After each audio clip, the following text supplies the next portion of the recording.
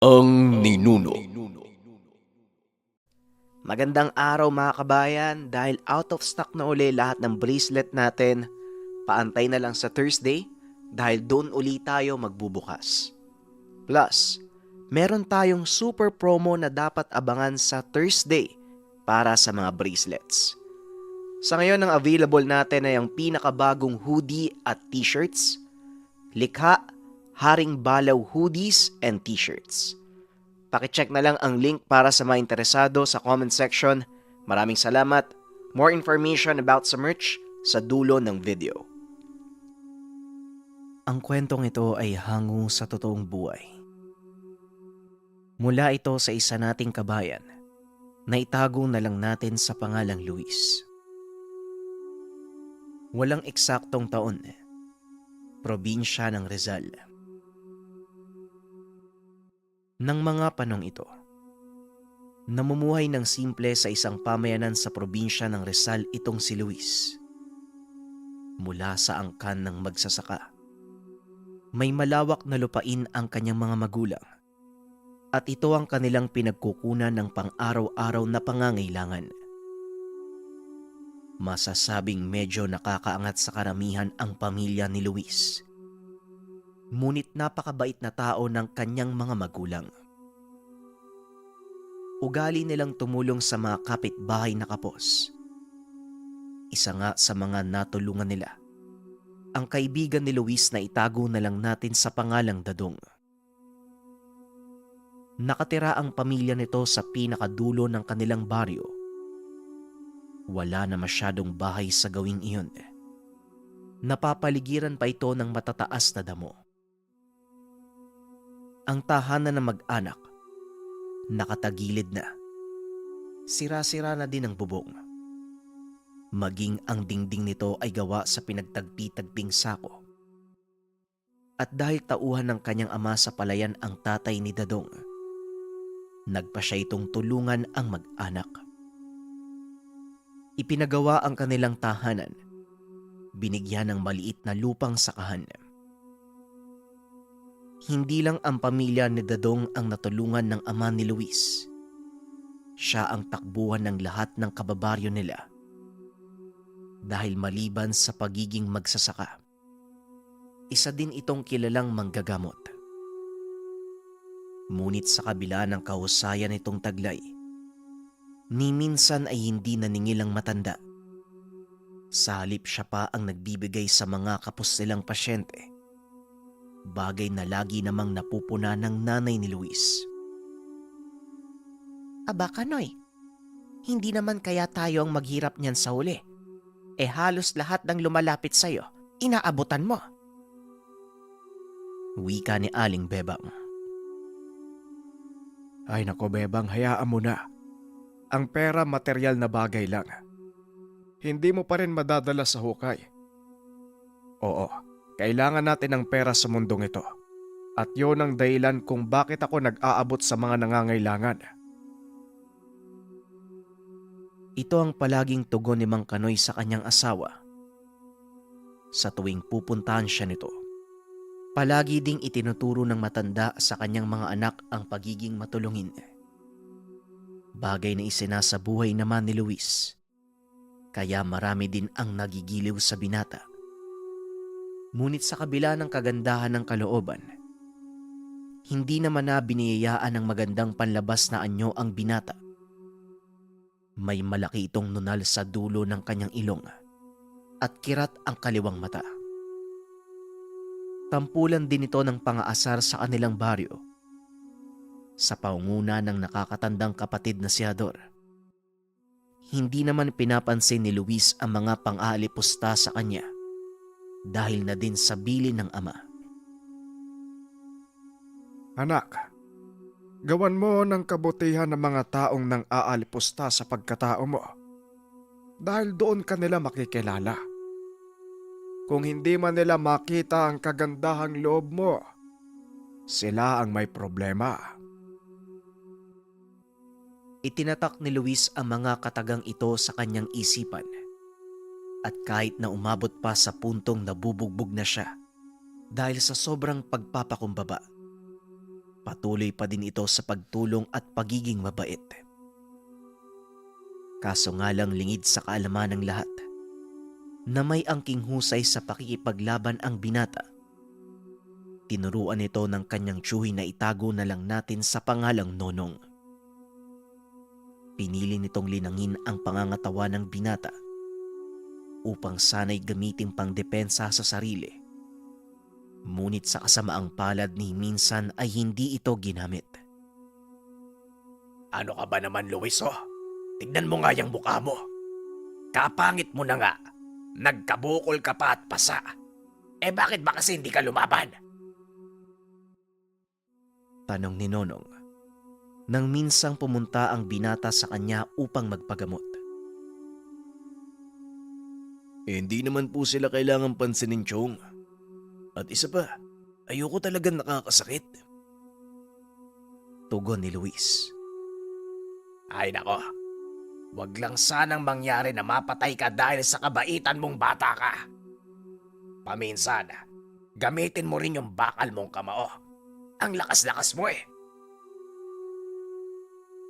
Napangiti na lang si Luis sa sinabi ng tiyuhin.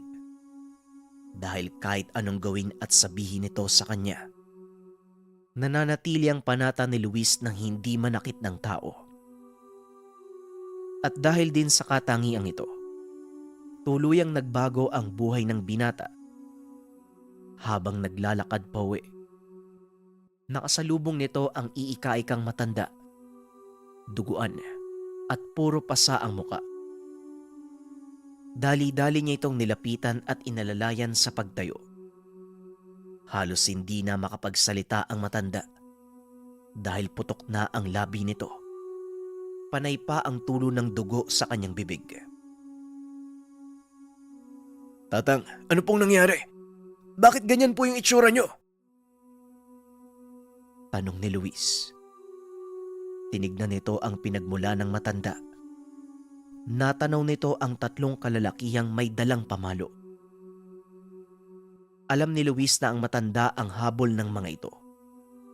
Kaya naman walang pagdadalawang isip niya itong hinarang. Huwag ka makikialam kung ayaw mo masaktan, ha? Salot yung matandang yan. Sa tuwing dadaan ka sa baryo, may napapahamak. Wika ng isa sa mga kalalakihan. Salot. Paano nyo nasabing salot yung matanda? Tignan nyo ang kalagayan niya. Sa palagay nyo, siya pa yung tipong mananakit ng kapwa? Tugon ni Luis. Ngunit sa halip na pakinggan ay sinugod siya ng isa sa mga kalalakihan. Mabilis naman itong nailaga ng binata para mapigilan ang susunod na pag-atake. Tinadyakan niya ito. Aba, ay talagang gusto mong masaktan ano? Wika ng isa pang lalaki. Sabay hampas ng dalang pamalo. Hinawakan ni Luis ang kamay nito at marahang pinilipit. Inuulit ko po. Ayoko makasakit. Kaya hanggat maaari, huwag niyo po akong pilitin. Babala ng binata. Ngunit sa kasamaang palad ay hindi nakinig ang mga kalalakian. Sabay-sabay na umatake ang mga ito. Sa pag-asang matatalo nila ang binata. Hinawakan ni Luis ang pamalo ng isa sa mga ito. Tinulak palayo. Dahilan para tamaan ang kasama nito. Sabay suntok naman sa isa pa. Binalaan ko na po kayo. Gayon kung ayaw niyong makinig, nasa inyo na po yun. Wika ng binata. Muling sumugod ang mga kalalakian. Kaya naman napailing na lang ang binata.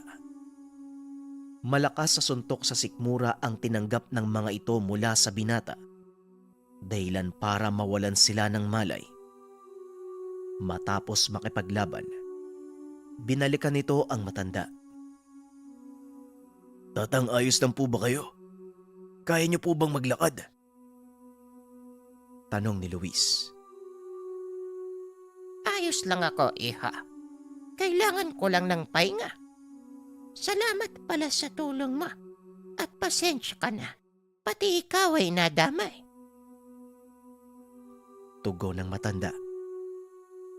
Ayon pa dito, matagal na siyang pinag-iinitan ng mga kalalakian. Inupo ni Luis ang matanda sa ilalim ng puno at binigyan ng tubig. Mabuti na lang, palagi siyang may dalang baunan ng tubig. Pinag-iinitan eh. Bakit naman po, Tatang? May ginawa po ba kayong masama sa kanila? Tanong ni Luis.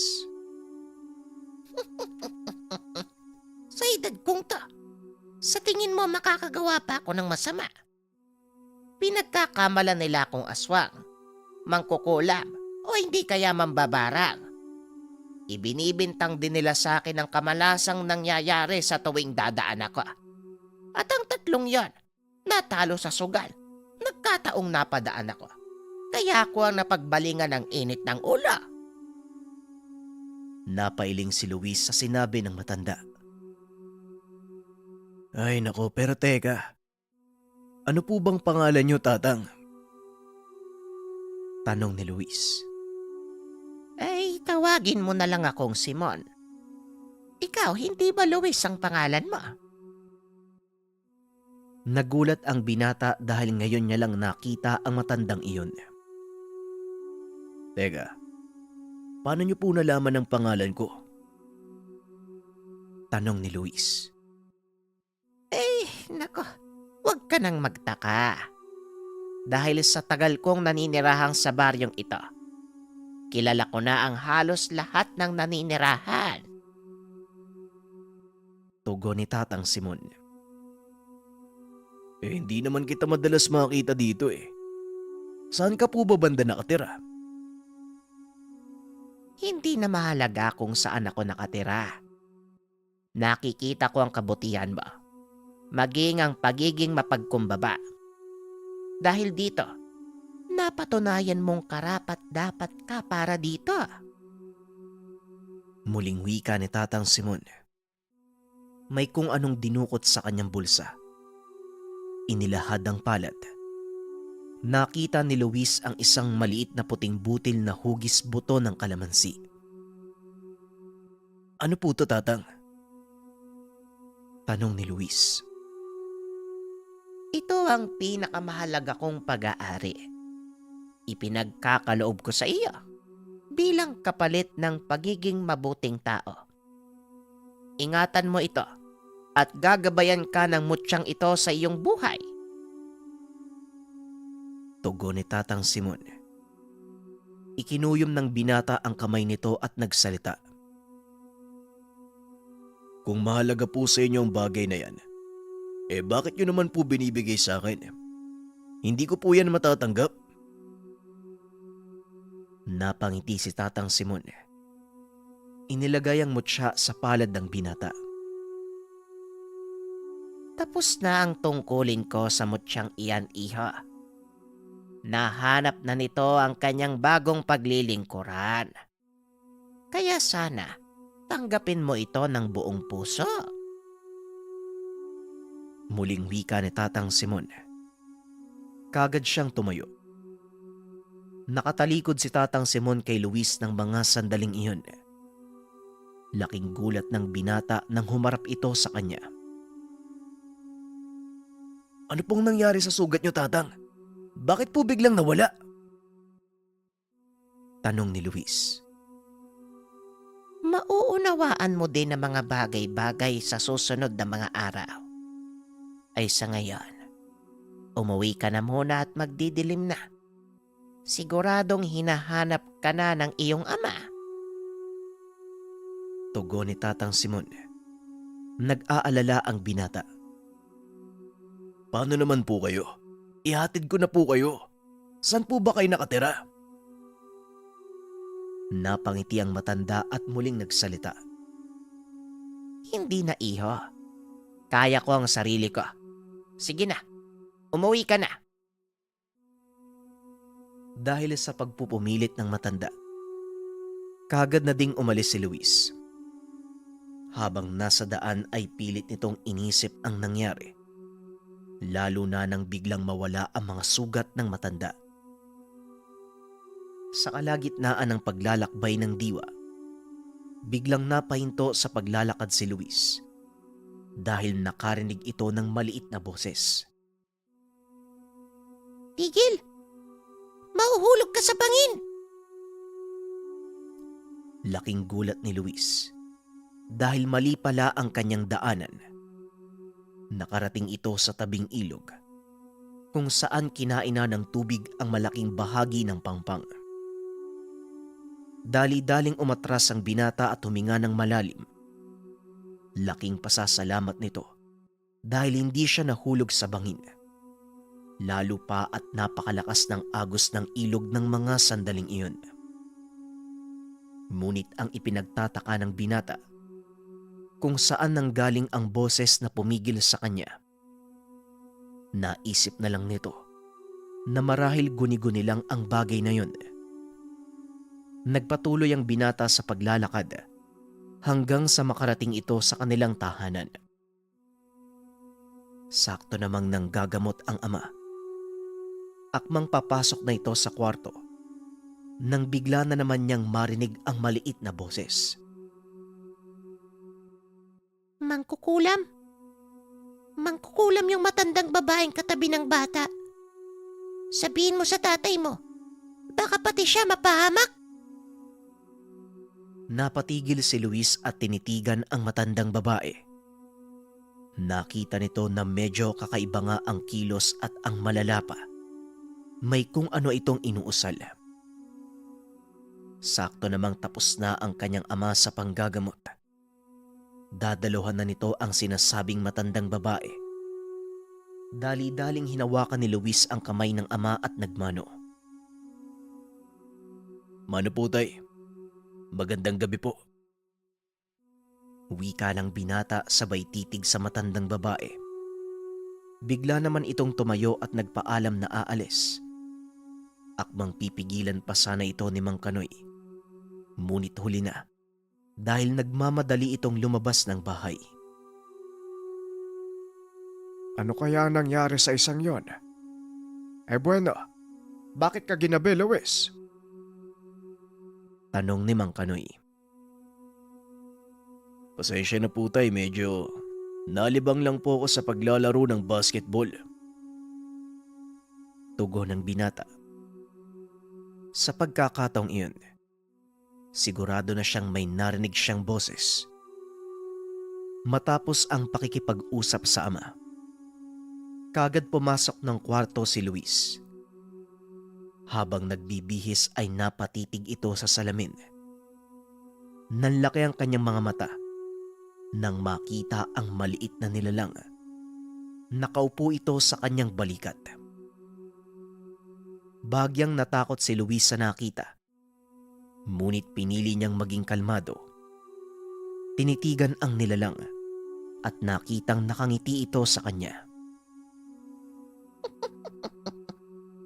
Anong problema? Ngayon ka lang ba nakakita ng duwende? Tanong ng nilalang. Bagaman kinakabahan, sumagot siya sa tanong nito. "Oo, ngayon lang ako nakakita ng duwende.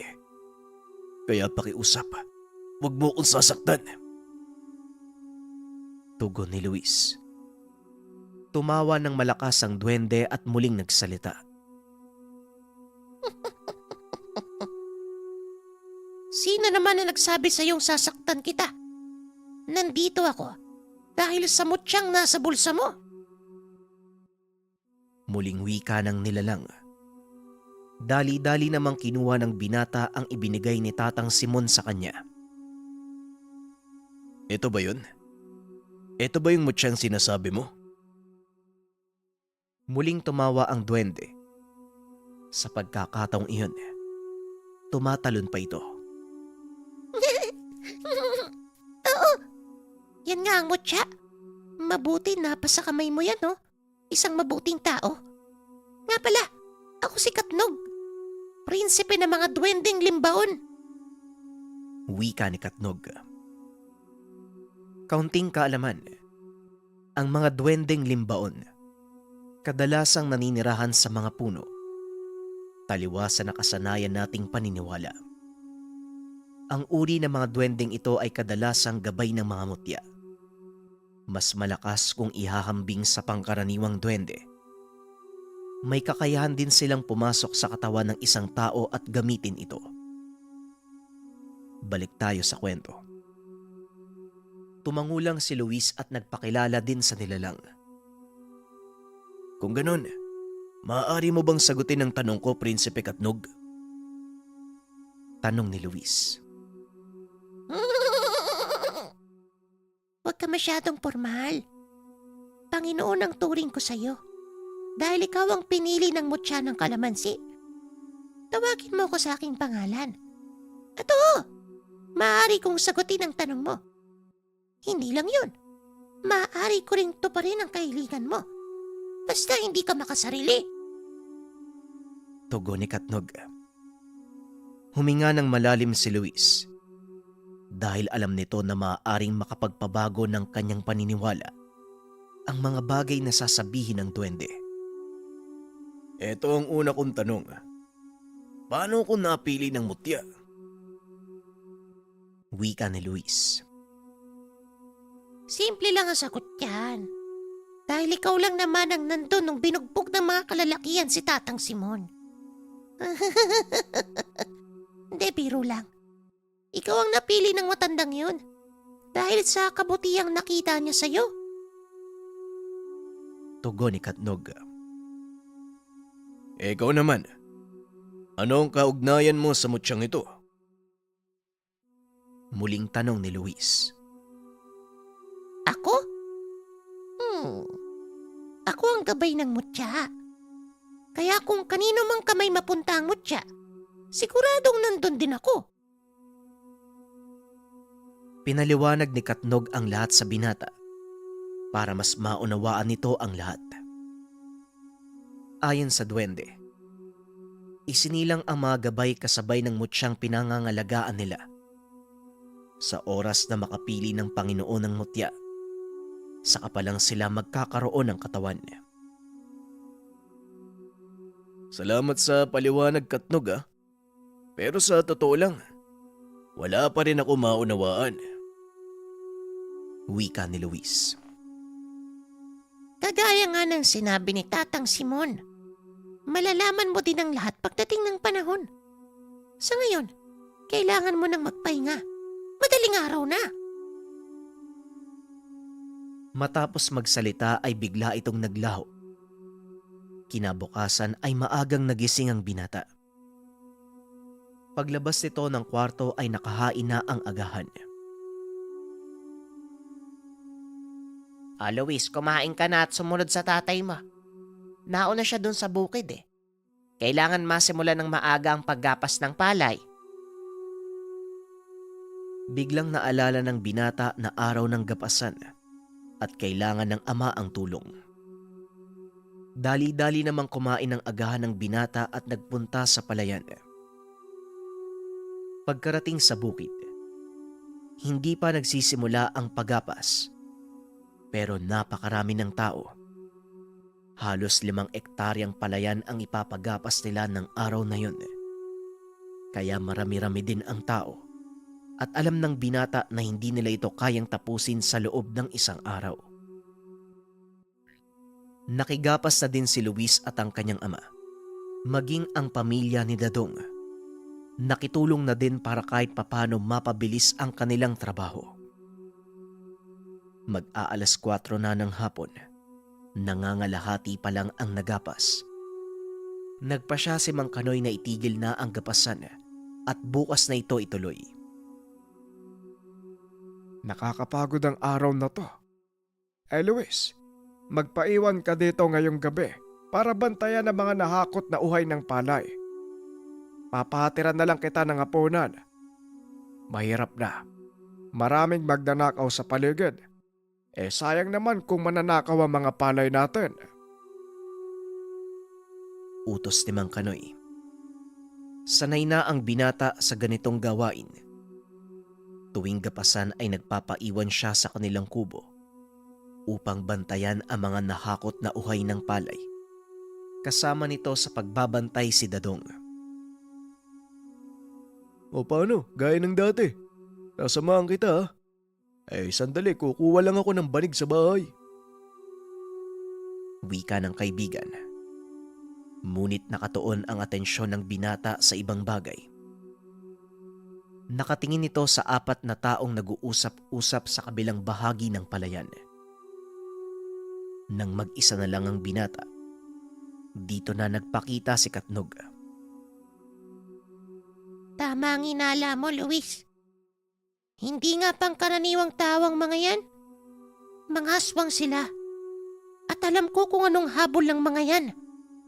Yung atay mo.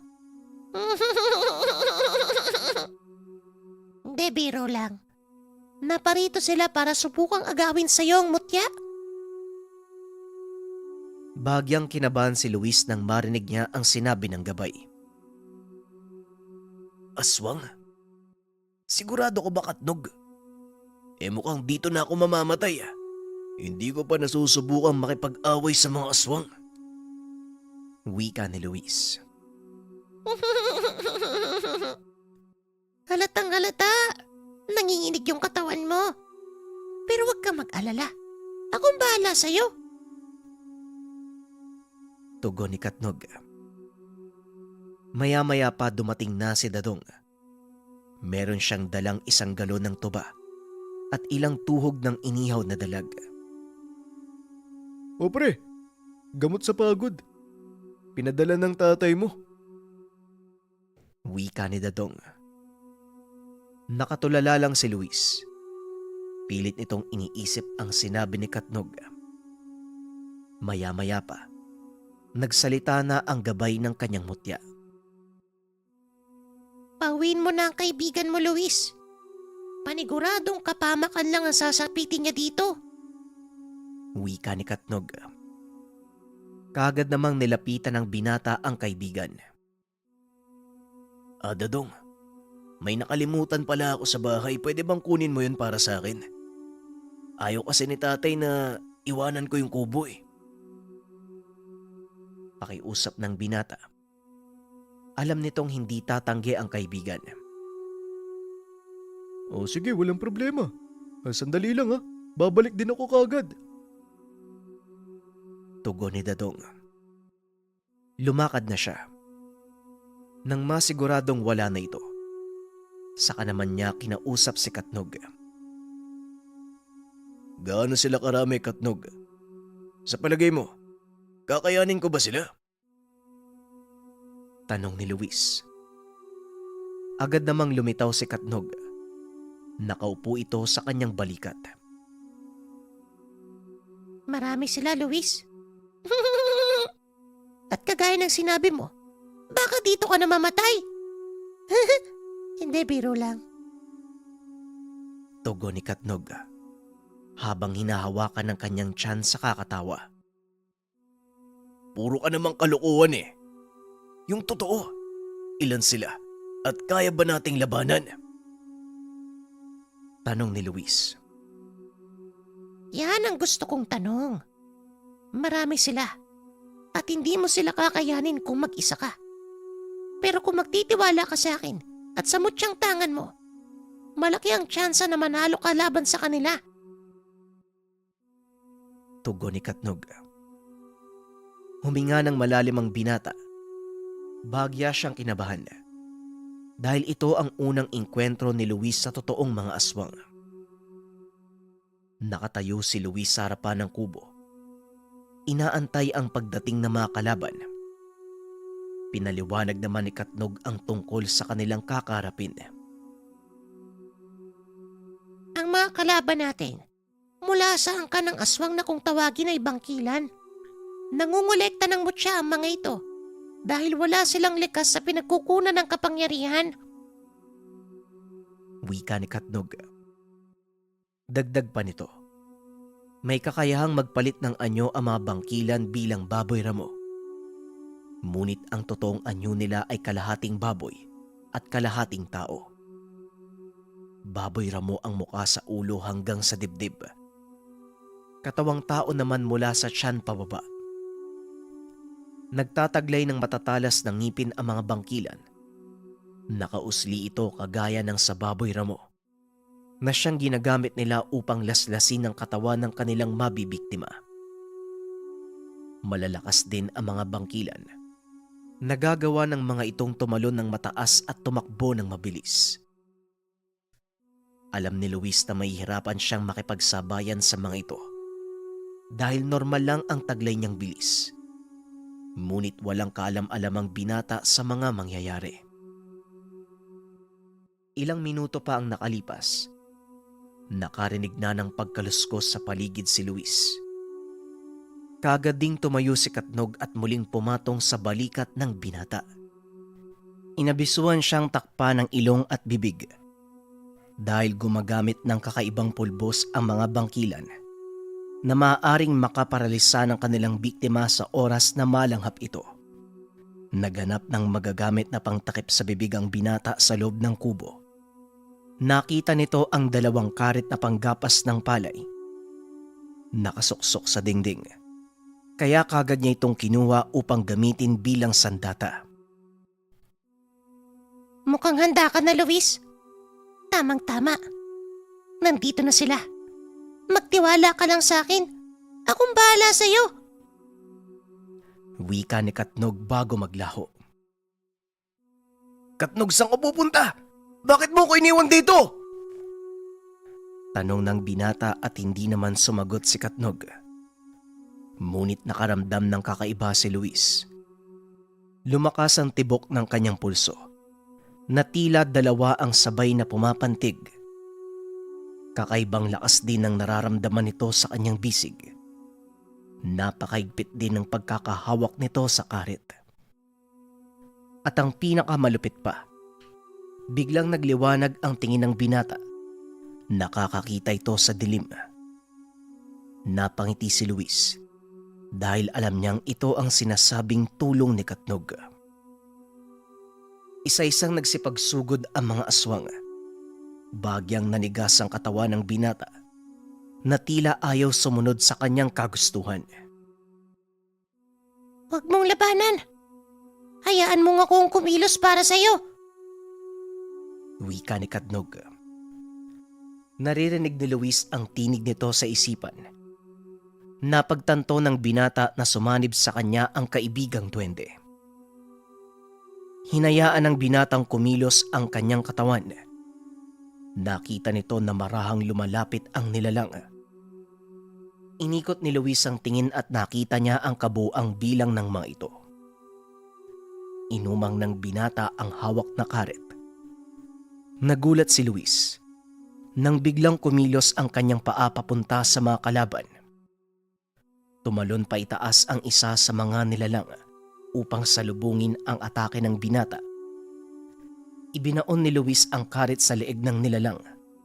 Walang pagdadalawang isip na nilaslas. Sunod-sunod namang sumugod ang mga aswang. Ngunit mabilis itong naiilaga ng binata. Sa isip nito, napapangiti na lang siya dahil hindi ganito ang taglay niyang bilis. Huminto sa pagsalakay ang mga aswang. Isang binata ang lumapit sa kanya. Ibang klase talagang nagagawa ng mutya sa isang tao. Kaya hindi nababagay sa inyo ang magtangan ng ganyang kalakas na kapangyarihan. Isuko mo na sa akin ang mutyang yan. Wika ng binata. Sa hindi malamang dahilan ay napangiti si Luis. Maging siya ay nagulat sa mga katagang lumabas sa kanyang bibig. Isuko sa'yo. Bakit? Ikaw ba'y nagmamay-ari nito?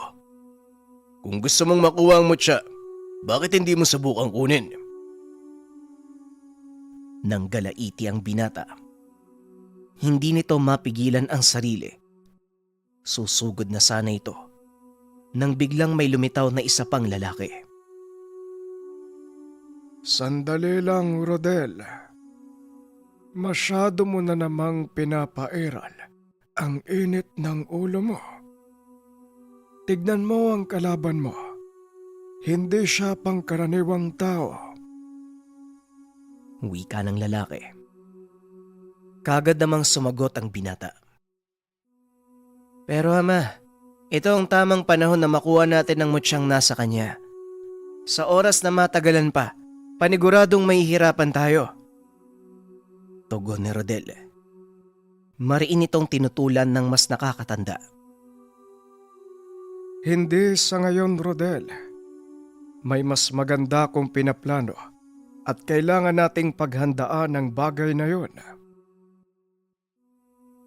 Matapos magsalita ng lalaki, kagad na itong naglakad palayo. Sumunod naman ang binata. Akmang susunod na sana si Luis. Ngunit biglang humarang ang mga kasamahan nilang aswang. Nagsipagsugod ang mga ito para pigilan si Luis. Ngunit lumaban ang binata. Nagtamo ng malaking pinsala ang mga kalabang aswang hanggang sa umatras ang mga ito. Yung dalawang yun, mag-amang pinuno ng mga bangkilan. Ang nakakatanda si Hector. Si Rodel naman yung pangalan ng mas nakakabata. Mag-ama silang dalawa. At gaya ng sinabi ko sa'yo, ang pakay ng dalawang yan, yung mutsyang tangan mo. Wika ni Katnog. Sa isip ng binata, kailangan niyang pagandaan ang susunod na gagawin ng mga ito. Ilang sandali ang nakalipas. Biglang nanlambot ang tuhod ng binata. Nakaramdam ng matinding panghihina. Anong nangyayari sa akin? Bakit bigla akong nanghina? Tanong ni Luis. Ito ang kadalasang epekto ng pagsanib ko. Panandalian lang yan. Mamaya, manunumbalik na din ang lakas mo. Kaya ayusin mo ang sarili mo bago pa bumalik si Dadong. Napasandal si Luis sa tinumpok na palay. Nagpahinga sandali. Maya-maya pa naririnig na nitong kumakanta si Dadong. Magtago ka, Katnog. Nandito na si Dadong. Kagad namang nawala si Katnog. Nanumbalik na din ang lakas ni Luis. O pre, andito na yung pinapakuha mo. O teka, anong nangyari sa'yo? Bakit pawis na pawis ka? Tanong ng kaibigan.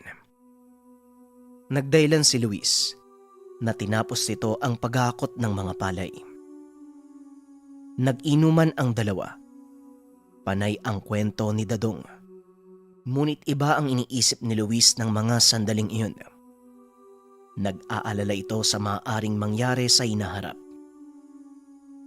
Kinabukasan maagang gumising ang binata. Tinanggal nito ang mga dahon ng saging na itinakip sa mga tinumpok na palay. Ilang sandali pa ang lumipas. Nagdatingan na ang mga gagapas. Muling nakita ni Luis ang 4 na kalalakian. Napagtanto nito na ang dalawa sa mga kalalakihang iyon ay ang mag-amang aswang na nakalaban nila. Dito na nagsimulang kabahan si Luis. Nag-aalala itong mapapahamak ang kanyang ama. Nilapitan niya ang matanda at kinausap. Tay, ako na pong bahala dito. Magpahinga na lang po kayo. Di ba linggo po ngayon? Bakit hindi kayo magsimba ni nanay? Wika ni Luis. Yun nga din ang gusto kong sabihin sa iyo, anak. Pero sigurado ka bang kaya mo nang pamahalaan ang paggagapas? Tanong ni Mang Kanoy. Opo tay, kaya ko na po to. At isa pa, konti na lang naman yung gagapasin kaya sige na po. Ako na po ang bahala. Umuwi na po kayo nang makapaghanda na. Tugon ni Luis. Umalis na ang matanda. Kaya nakahinga ng maluwag ang binata. Ibinaling nito ang tingin sa kinaroroonan ng 4 na kalalakian. Ngunit laking gulat ng binata dahil wala na ang mga ito. Sinubukan niyang hanapin. Muli siyang nagulat nang magsalita ang isa sa kanila. Nasa likod na ito ni Luis.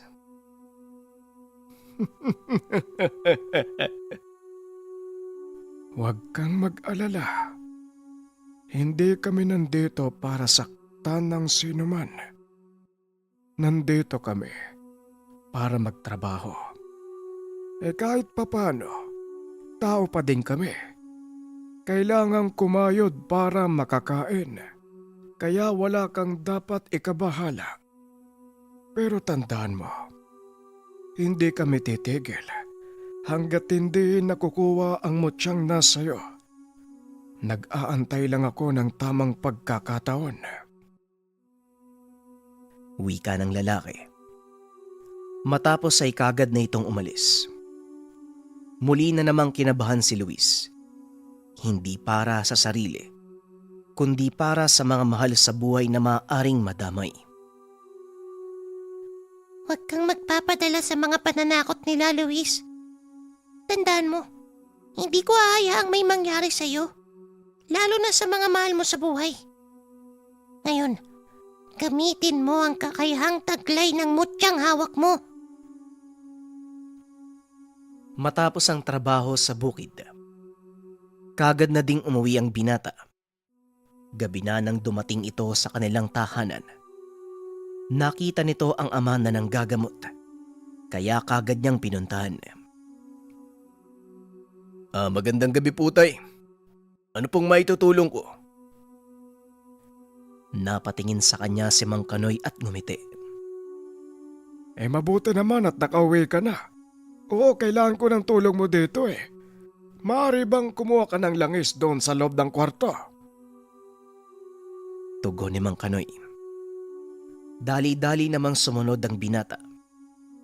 Pagpasok ni Luis sa kwarto, kagad nitong narinig ang tinig ni Katnog. Hindi mo ba natatandaan yung pasyente ng tatay mo? Siya din yung babaeng kumaripas ng takbo nung dumating ka. Wika ni Katnog. Dali-daling lumabas ng kwarto ang binata.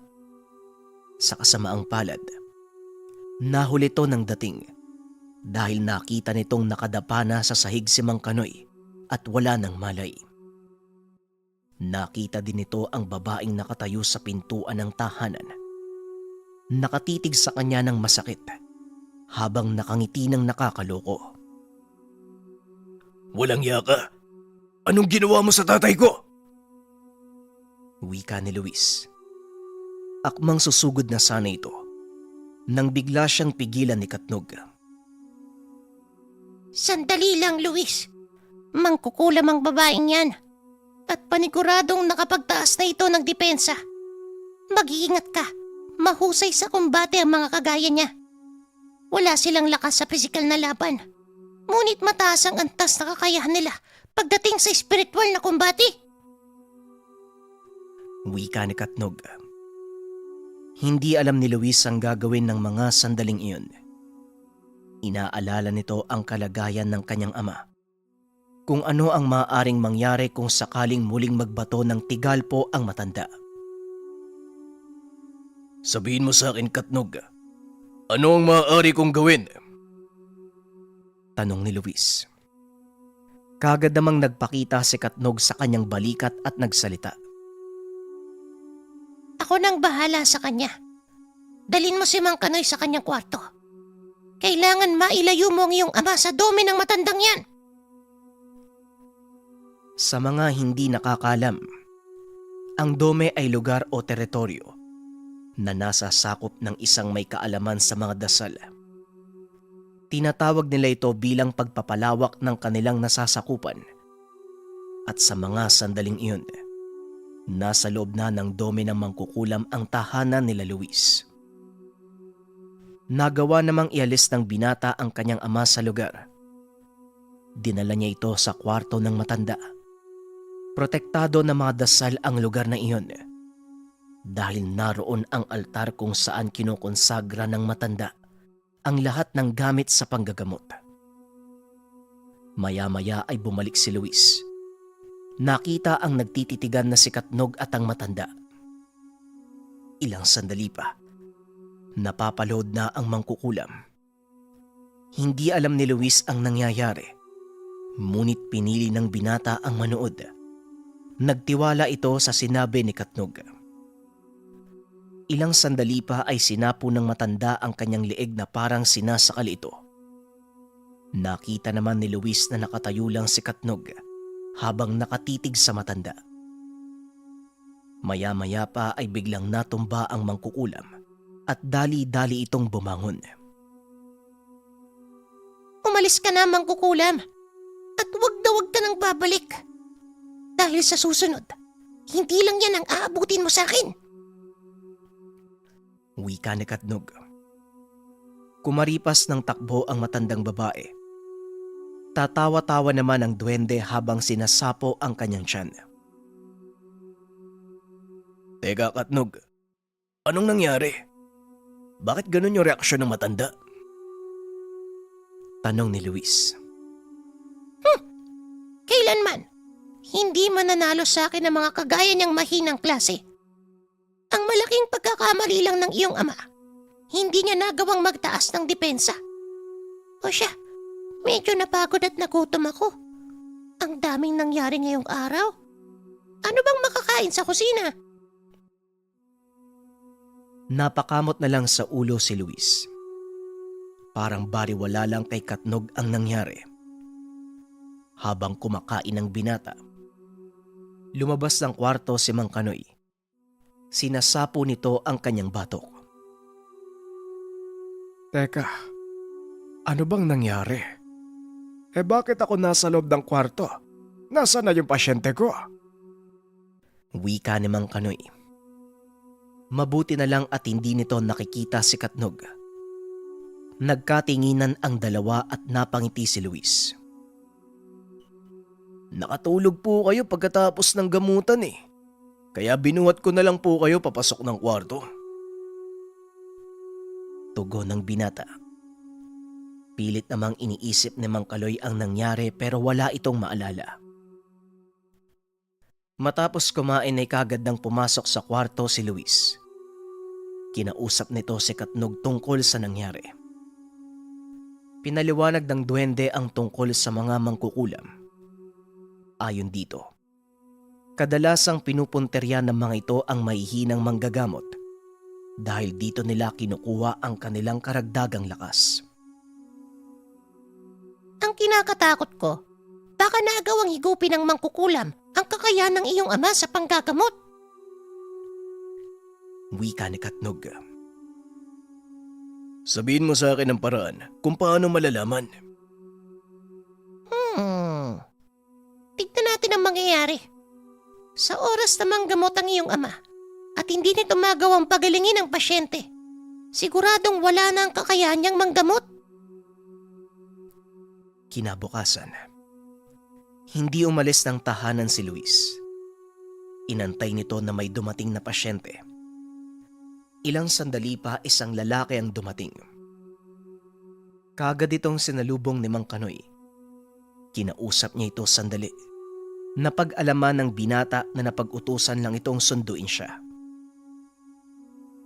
Luis, kailangan ko munang umalis. May gagamutin ako sa kabilang bayan. Maiwan muna kayo dito ng nanay mo. Wika ni Mang Kanoy. Tumangulang si Luis. Ngunit wala itong balak na sundin ang sinasabi ng ama. Pag-alis nito ay kaagad siyang sumunod. Huwag kang mag-alala. Dahil hindi niya malalamang nakasunod tayo sa kanya. Naglagay ako ng sabulag. Kailangan nating malaman kung anong mangyayari. Patuloy na lang sinundan si Mang Kanoy. Hanggang sa makarating ito sa harapan ng isang malaking bahay. Tahanan ito ng alkalde ng kanilang bayan. Kagad pumasok si Mang Kanoy. Dali-dali ding sumunod si Luis. Pagdating sa loob, sinalubong sila ng isang matandang babae. Namumutik-tik ang katawan nito sa alahas at puro kolorete ang muka. Walang nakapansin kay Luis, kaya nanatili itong nakasunod sa kanyang ama.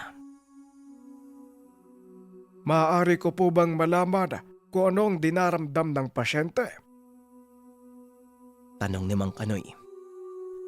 Wala ni isa sa mga naroon ang sumagot. Hanggang sa nagsalita ang matandang babae. Ipinasundo kita para malaman ang sakit ng asawa ko. Bakit kami ang tatanungin mo? Nagulat si Mang Kanoy sa naging sagot ng babae. Pasensya na po kayo, Ginang. Albularyo ako, pero hindi ako manghuhula. Tugon ni Mang Kanoy. Tinutukan siya ng baril ng isa sa mga lalaki. Ang ayoko sa lahat, pilosopo. Kaya kung ayaw mong sumabog ang ulo mo sa pamamahay ko, gawin mo ang dapat gawin. Tugon ng ginang. Walang nagawa ang matanda kung hindi sumunod. Pumasok ito sa kwarto kung nasa ng pasyente. Nanlaki mga mata ni Mang Kanoy nang makita ang kalagayan nito.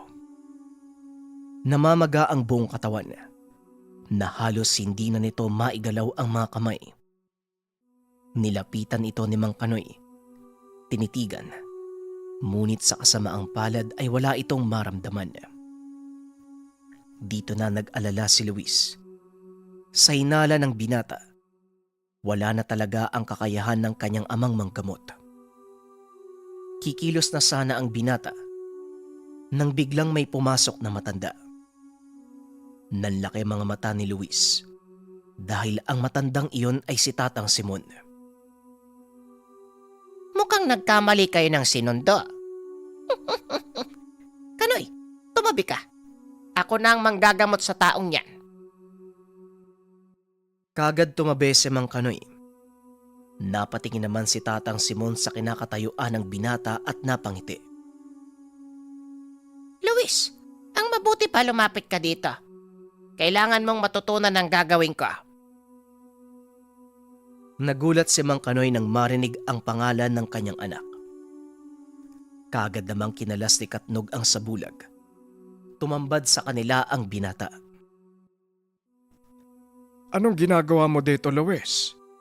Hindi ba nagbilin ako na wag mong iiwan ang nanay mo? Wika ni Mang Kanoy. Sasagot na sana si Luis nang bigla na namang magsalita si Tatang Simon. Mamaya na kayo mag-usap. Luis, kailangan ko ng tulong mo. Kagad lumapit ang binata. Sa pagkakataong iyon, sinabi sa kanya ng matanda ang nangyari. Ayon dito, biktima ng mambabarang ang pasyente at halos bulok na ang lamang loob nito.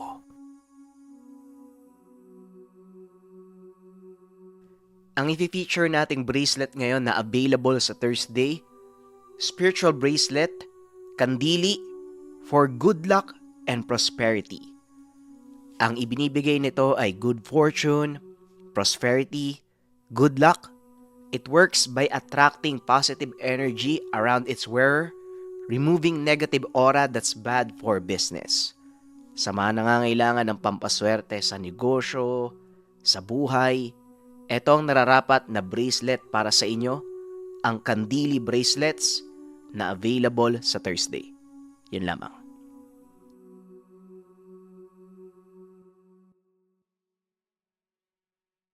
Ang ninuno. Ang ninuno.